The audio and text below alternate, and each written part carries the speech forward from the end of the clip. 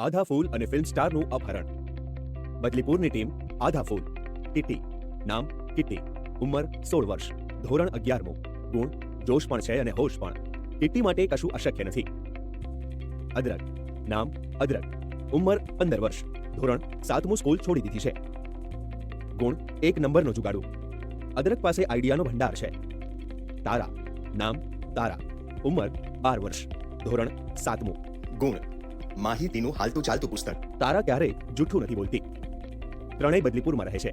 ત્રણેયને જાસૂસી કરવાનો બહુ શોખ છે. બદલીપુરમાં કંઈ પણ બને તો કેસને ઉકેલવા ત્રણેય બાળકો પહોંચી જાય છે. તેઓએ મળીને એક ટીમ બનાવી છે જેનું નામ છે આધા ફૂલ.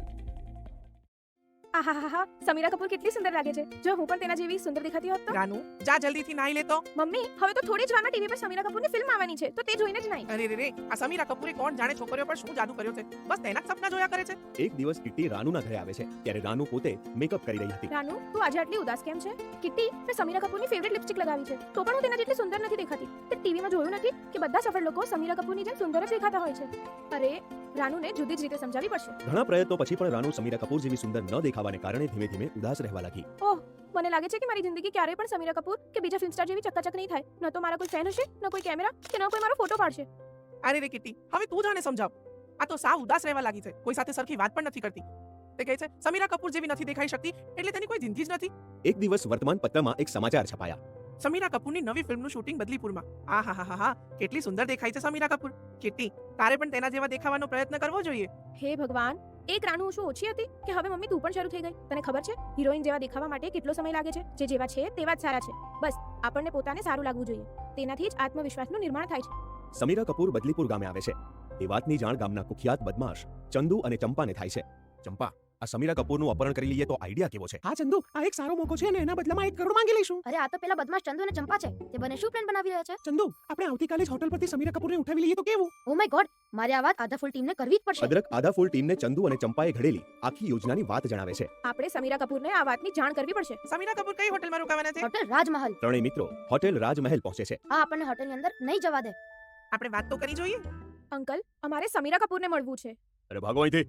મોટા આવી ગયા સમીરા કપૂરને મળવા. અમારું તેમને મળવું ખૂબ જ જરૂરી છે અંકલ. અરે તમને એકવાર ના પાડીને, ચાલો નીકળો અહીંથી. ઓહો, હવે આપણે શું કરીશું? મને લાગે છે કે આટલો ચોકી પહેરો છે તો ચંદુ અને ચંપા સમીરા કપૂરને અપહરણ નહીં કરી શકે. આપણે જતા રહીએ. એ જ સમયે ચંદુ અને ચંપા પાઇપની મદદથી ઉપર ચડી રહ્યા હતા. ચંપા, ખરેખર આ ખૂબ સરસ મોકો છે.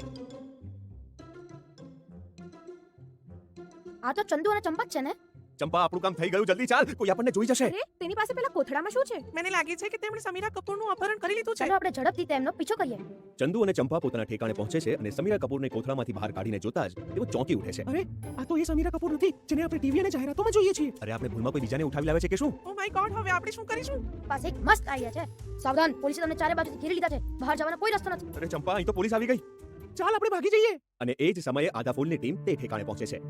વાહ અદરક, તારો આઈડિયા તો કામ કરી ગયો. તે એકદમ પોલીસ જેવો જ અવાજ કાઢ્યો. ચાલો આપણે અંદર જઈએ. આ રીતે ત્રણેય મળીને સમીરા કપૂરને છોડાવી. તેના હાથ ખોલતા સમયે કિટ્ટીએ સમીરા કપૂરને નજીકથી જોઈ તો તે બોલી ઉઠી. અરે, તમે તો સમીરા કપૂર નથી. હા, આ તો ફિલ્મોમાં દેખાય છે તેવા બિલકુલ નથી. અરે, હું જ સમીરા કપૂર છું. પરંતુ તે આપણને એવા કેમ નથી દેખાતા કે જેવા ફિલ્મો અને જાહેરાતોમાં દેખાય છે? અરે દોસ્તો, મારી ટીમ અને મારા મેકઅપ વિના હું આવી સાધારણ જ દેખાઉં છું. અને હા, આપણે ટીવી અને જાહેરાતોમાં જે કંઈ જોઈએ છે તેના પર ક્યારે આંધળો વિશ્વાસ ન કરવો જોઈએ. કિટ્ટીએ સમીરા કપૂરને પોતાની મિત્ર રાનુ વિશે બધી વાત કહી. સમીરાજી, તમારે અમારી એક મદદ કરવી પડશે. અમારી એક દોસ્ત છે રાનુ. અરે ચોક્કસ, હું તમારી મદદ કરવા તૈયાર છું. સમીરા કપૂર અને આધા ફૂલની ટીમ રાનુના ઘરે પહોંચે છે. રાનુ, જો તો તને મળવા કોણ આવ્યું છે? અરે, કોણ છે? હું સમીરા કપૂર. અરે ના હોય, તે તો ખૂબ જ સુંદર દેખાય છે. તમે તો મારા જેવા જ દેખાવ છો. હું સમીરા કપૂર જ છું અને મેકઅપ વગર આવી જ દેખાઉં છું. આ તો જ્યારે અમે જાહેરાતો માટે ફોટા પડાવીએ છીએ ત્યારે અમને તૈયાર કરવા માટે આખી ટીમ કામ કરતી હોય છે. સૌથી પહેલા તો અમારો મેકઅપ થાય છે, સાથે હેરસ્ટાઈલ કરવામાં આવે છે, અમને સરસ કપડાં પહેરવા મળે છે. ત્યાર પછી અમારા ફોટા પાડવામાં આવે છે. તે ફોટામાં પણ ફેરફાર કરીને અમને વધુ ગોરા બનાવવામાં આવે છે. ચહેરા પરના ડાઘ ધબ્બા દૂર કરી દેવામાં આવે છે જેથી અમે વધુ સુંદર લાગીએ. ન હોય, શું ખરેખર એવું હોય છે? એક વાત તમે સમજી લો, જાહેરાતોમાં મને આટલી સુંદર એટલા માટે બતાવવામાં આવે છે કે જેથી મને જોઈને બીજા લોકો પોતાના દેખાવ વિશે નિરાશ થાય અને એના કારણે એ લોકો એ જાહેરાતોમાં બતાવેલી વસ્તુઓ ખરીદવા આકર્ષાય. પણ જ્યારે આ વસ્તુઓ ધાર્યું પરિણામ ન આપે ત્યારે તેઓ વધુ નિરાશ થાય છે. આમ આપણે જે જાહેરાતોમાં જોઈએ છે તે સાચું નથી હોતું. ટીવી અને જાહેરાતોમાં બતાવાતી સુંદરતા બનાવટી હોય છે. અરે તને નથી ખબર કે ફિલ્મો વાળો લુક મેળવવા માટે અમારે શું શું કરવું પડે છે. અમારે કલાકો સુધી અરીસા સામે બેસી રહીને મેકઅપ કરાવવો પડે છે અને તે પણ ઘણો મોંઘો. મેકઅપ થયા પછી હેર સ્ટાઇલિસ્ટ આવીને અમારી હેર સ્ટાઇલ બનાવે છે. અરે બેઠા બેઠા ખૂબ જ કંટાળી જવાય. આટલું કર્યા પછી જ એ લુક મળે છે જેને તમે લાઈક કરતા હોવ છો. એટલે મારા એ લુક સાથે તો તમારે સરખામણી ન જ કરવી જોઈએ. અને આ રાનુ છે કે જે તમારા જેવી દેખાવા માટે દુઃખી થાય છે. હા, અને હવે તો એ તમારા જેવી સુંદર નથી દેખાતી એવું વિચારીને ઘરની બહાર પણ નથી નીકળતી. રાનુ, મેં હમણાં જ તો કહ્યું કે ટીવી અને જાહેરાતોમાં બતાવવાથી સુંદરતા બનાવટી હોય છે. એટલે તું મારા જેવી દેખાવાનો પ્રયત્ન ન કર અને મારા એ દેખાવ સાથે તારી સરખામણી પણ ન કર. ખરેખર હવે હું સમજી ગઈ. શું હું આપને ભેટી શકું? તમે મને બહુ જ ગમો છો. શું તમે પોતાને બીજા સાથે સરખાવો છો? શું તમને લાગે છે કે તે યોગ્ય છે? બીજા દિવસે બધા સમીરા કપૂરને વિદાય આપવા માટે રેલવે સ્ટેશન સુધી જાય છે. તમે બધા મુંબઈ આવજો. હું તમને બધાને ખૂબ યાદ કરીશ. અને રાનુ, જો તારી ઈચ્છા હશે તો હું તારો મેકઅપ પણ મારી ટીમ પાસે કરાવી આપીશ. બોલ, મેકઅપ કરાવીશ? ના ના, હું જેવી દેખાઉં છું તેનાથી જ ખુશ છું. જેટલો સમય મેકઅપ કરવામાં જશે તેટલા સમયમાં તો હું દોસ્તો સાથે ઘણી મજા કરી રહી. તમે પણ ફરી અમને મળવા આવજો. તમે જેવા દેખાવ છો તેવા જ દેખાશો તો પણ અમને એટલા જ ગમશો. Tata tata bye bye bye. Bye tata bye bye. આ વાર્તામાંથી તમે શું શીખ્યા? લોકો ટીવી ફિલ્મો અને જાહેરાતોમાં જેવા દેખાતા હોય છે તે વાસ્તવિક નથી. જ્યારે પણ તેમની તસવીરો લેવા માટે તેમને તૈયાર કરવામાં આવે છે ત્યારે તેમની પાછળ એક મોટી ટીમ કામ કરતી હોય છે.